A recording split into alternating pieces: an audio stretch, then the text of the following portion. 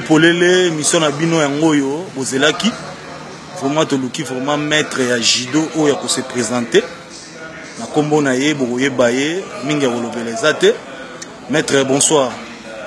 Bonsoir, bonsoir. Maître Toyo Kozoyo, donc en pleine rite au Koutani. Habitant le roi maître, vous me faites ça la émission naie. Au Tolobagi, à la Bosaï, on a bossé en naie. Les autres Koutani maître où s'est présenté. Ouais, moi c'est Francis Rokoudan. La batuba benga ngai Francis na naku comme na babotinga papa moyo na mamono wendi tambala. Ouais. La libanda na lenga judo benga ngai Rokoudan. Mutupa yebika. Merci vraiment maître Rokoudan, maître Yajido. Je salue en passant maître Magné Sikazali, sans oublier maître Bobo, maître Yakobo, maître Zena Mongita Sikabazali. Vraiment maître question na biso liboso maître Obandi Jido wapi. Précisément la bandi judo na Saint-Paul de Barumbu na 1989. 89 de Saint-Paul de Barumbu batutu bayebi Barumbu. Kitoko vraiment maître bandi judo na Barumbu donc judoka ya Saint-Paul. Maître question na biso ya mibale oyo to démarrer mission na biso maître na judo au bima champion combien de fois soit au rapporta ba titre ya ba champion combien de fois. Bon la judo na yebi la 3 fois champion et deux fois champion de Kinshasa na junior. Une fois vice-champion du Congo, dans Matadi en 2003.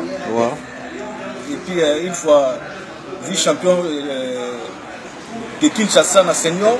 Je crois 99 ou 2000 comme ça. Donc là, on a 3 titres, il y a le champion. Ok, maître Toyoki ba titre Oye Bisibiso, maître Zulu Losoko Sika Zalazo Azolanda Biso, maître Seda Sika Zalazo Azolanda Biso Mandembo. Maître question na biso ya misato ezali otozo tuno ba bi combat ya yona maître Daguerre Bikumu to bandeli yango lisusu combat ya yona maître Daguerre Bikumu ba bi maître vraiment maître Rokoudan yo baraka mutu likola combat na po ganyango. Non en fait na judo na sala on a qui cité je salue aussi maître Daguerre Bikumu en pensant donc koto ezali ya yebi maître Mbila donc no saro na yo judo na sala on a qui cité bon.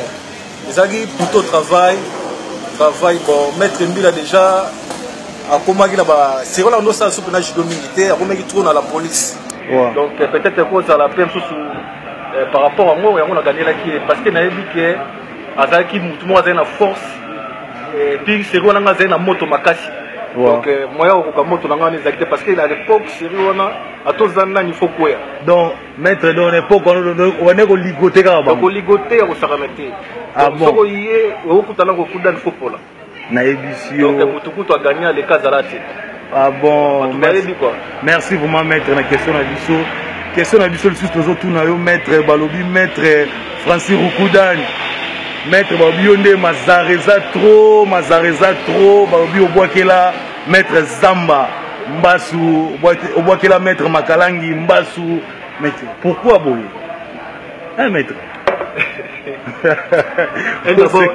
un d'abord ngaina tina Zamba parce que on n'a jamais posté moko ngana partout à masala ngai je salue aussi à passant donc jamais la revoir avec ici parce que tu as posté moko te ngana zo bunda deuxième partout bunda troisième ngana zo bunda troisième partout bunda quatrième ngana bunda quatrième partout bunda cinquième tout comme Zamba tu as la massa qui se zala ngote mena to yebani entre nous ba judoka na Congo banani basimba kisi banani basimba kisi et puis sort na bango so tel biso bela maboma bal bakine vous comprenez biso so monique to zaboué Zamba zo batela parce que salara yango na esprit moro normal esprit ya kisité mais plutôt to zaki na batu ba voyant o ba mona musika ako simbelo loko mais yo yebi na yo te donc c'était ça quoi en fait.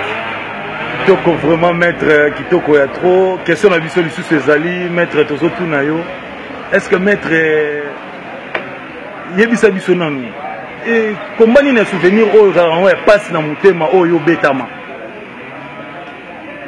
non combat souvenir dans salon moko na betama na bunana musekedi Saint-Paul Centrakim combat les rata deux fois Bambou les obéta tellement qui c'est les gars makasi. Donc on a quitté Poiti, Nazar n'a pas pesé 63 kilos.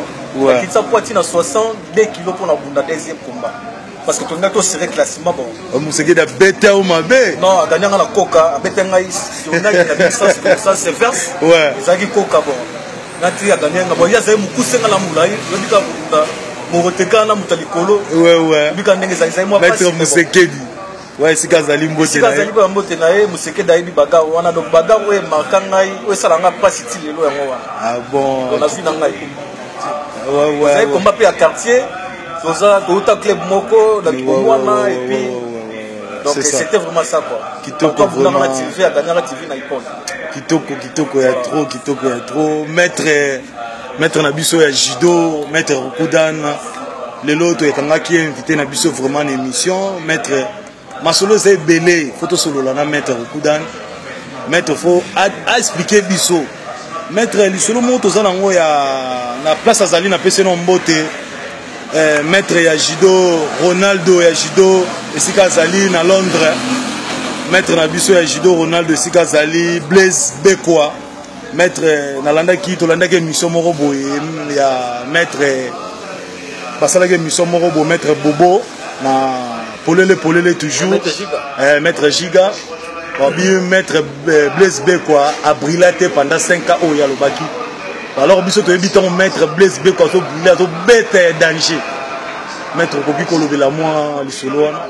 Bon, ngai na kolobake na joie chance ya participer puis ya komona ba combat wana championnat na koloba depuis championnat depuis 92 si na bimala kota ba combat judo. Na joie Blaise Bekwa à l'époque, Azara bon judoka, bon moni, ma chance ne permettra peut-être à Bima, à niveau international et équipe nationale, mais il a dit que Blaise Bekwa, Azara bon judoka, et puis Azara l'adversaire n'a pas poste moko, Bogis, Onyanga, donc tellement Bazara Makasi bon balé, mais pendant qu'on préférait Bogis que Blaise. Mais il a dit que Blaise Bekwa, Azara bon judoka, Natala combat na moko la mettre fisco à l'époque. Kazali Mbote na ye mettre fisco. Fraîche. Donc les seuls moutons gagnants les arabes Blaise Bekwa. Donc Blaise Bekwa là j'affirme qu'Azala bon judoka, Azala bon, même la entraîneur, tout le monde est le lot. Ici, bateau belé, bateau jeux olympiques. Ah ouais. Donc chapeau vraiment pour nous quoi. Merci à trop, maître Francis Rokudan. Autre bagi tolobela. Yango vraiment te kolobela maître Francis Rokudan. Au babengi le professeur ya judo. Donc mingi ya kolobela te si Kazali ba